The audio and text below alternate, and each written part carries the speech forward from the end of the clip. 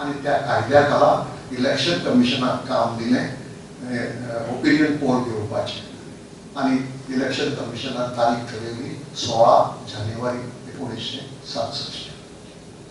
त्या दिसा opinion poll जालो आणि पुढे किती झाले ते तुम्ही जाणा. रवींद्र बाबाचो रोल खंय येता.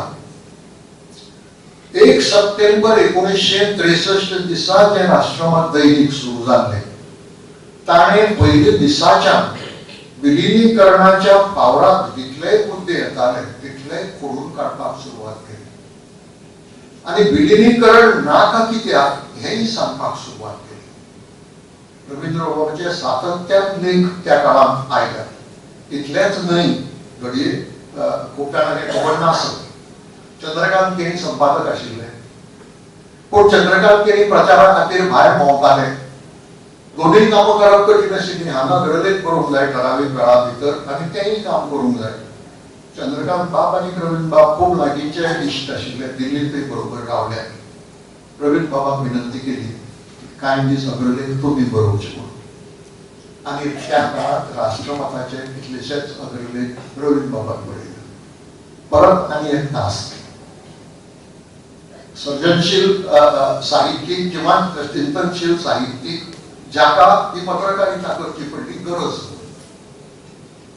ती चेत नाही गरज म्हणून त्या काळाची आणि ती रवींद्र बाबान केली. काय सभांनी रवींद्र बाब उलयल्या ओपिनियन पोलाच्या काळात पण ते करचो नाशिल्ली. तांचे वाणी परस लिखणी बरी आशिल्ली. तांची वाणी जाहीर सभेक एड्रेस करपाक इल्लीशी आडखळटाली. ताका ती जाणीव आशिल्ली. ताका लागून सगळो भर ताणी लेखणेचेर दिलो आनी जे वाणी उलोवंक पावली ना लोकां कडेन तें राष्ट्रमतांतल्या लिखणेंत पावयलें. आनी लक्षांत धरात की अखेर ओपिनियन पोलांत गोंयकार जिखले कशे 16%. युनायटेड गोल्साची मतां आशिल्लीं 38%. विलिनीकरण विरोधी मतां पडली 54%. ही 16% मतां आयली खंयच्या हिंदू समाजातली. सुरुवात जाल्ली तेन्ना 99% हिंदू विलिनीकरण जाय म्हणटाले 1963. 1963 99% हिंदू विलिनीकरण जाय म्हणटाले. हो तो कोंकणीवादी म्हणून बोट दाखयताले आमच्या सरकाराकडे. इतलेच कोंकणीवादी आशिल्ले हाताच्या बोटार दिसता सारखे. हे हिंदू समाजाचे एक परिवर्तन केले बगर एका घटकाचे किंवा एका वाद्याचे ओपिनियन पोल जिखप शक्य नाशिल्लें.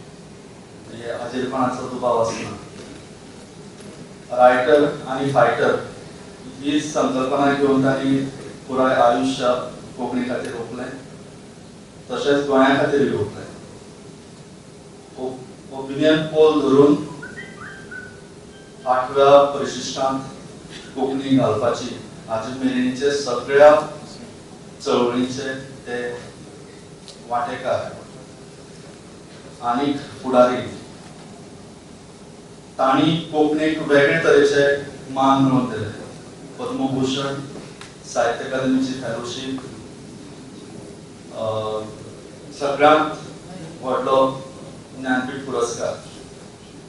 देखून कोंकणी चळवळीचो इतिहास जेन्ना बरयतले त्या वेळाचेर म्हणून म्हणलें हांवें कितलींशींच पानां रवींद्र केळकाराचेर बरोवप जातली. जगान गांधी कळपी खूब थोडे लोक आसात. गांधी कळप सोपी गोष्ट न्ही. तातूंत रवींद्र बाब हो एक आशिल्लो. ताणी 1985 सालांत काँग्रेसची 100वी वर्धापन दिन जालो. समारोह शताब्दी समारोह जालो 1985 सालांत. तेन्ना काँग्रेसीन ठरयलें की एक गांधीचेर एक नवें पुस्तक येवंक जाय, हिंदीन येवंक जाय. तेन्ना सगळ्या देशाक स्कॅन करून ताणी रवींद्र बाबाची निवड केली. स्वतः इंदिरा गांधीचो रवींद्र बाबाक फोन आयलो की तुवें गांधीचेर एक पुस्तक बरोवचें आनी गांधी एक जीवनी म्हणून ताणें तें पुस्तक बरयलें. आनी ताचें भाशांतर कोंकणी भाशांतर माधवीबाईन म्हाका दिसता एकदम ल्हान वयान ताणें तें भाशांतर केलां. त्यामुळे इंग्रजी हे तामिळनाडूमध्ये आलेल्या लोकांची पण भाषा होती, बंगालमधून आलेल्या लोकांची पण भाषा होती, बाकीच्यांची पण होती, पण ते नॉर्थ वेस्ट मधून आले होते म्हणजे मध्य प्रदेश, बिहार, उत्तर प्रदेश जे ब्युरोक्रॅट आले होते ते हिंदी. त्यामुळे इंग्रजी आणि हिंदी ह्या दोन भाषा प्रामुख्याने दिल्लीच्या ब्युरोक्रेसीमध्ये होत्या, किंवा अजूनही बऱ्याच अंशी तिथे त्यांचा प्रभाव आहे. त्यामुळे आता दिल्लीमध्ये अशी गंमत आहे की आता मोठ्या प्रमाणात गुजरात काढायचे जे IAS ऑफिसर्स आहेत ते दिल्लीला आणले. त्यामुळे हे जे इंग्रजी आणि हिंदी बोलणारे ब्युरोक्रेट आहेत त्यांचा नरेंद्र मोदींना विरोध इतर गोष्टी पण नाही याच्यामुळे, कारण आता ते गुजराती अधिकारी एकमेकांशी गुजरातीत बोलतात आणि ते इंग्रजी आणि हिंदी कमी बोलतात सर्वसाधारणपणे. त्यामुळे तो भाषिक वाद जो आहे तो राजकारणाचा भाग भाजप वगैरे सोडून देऊया आपण.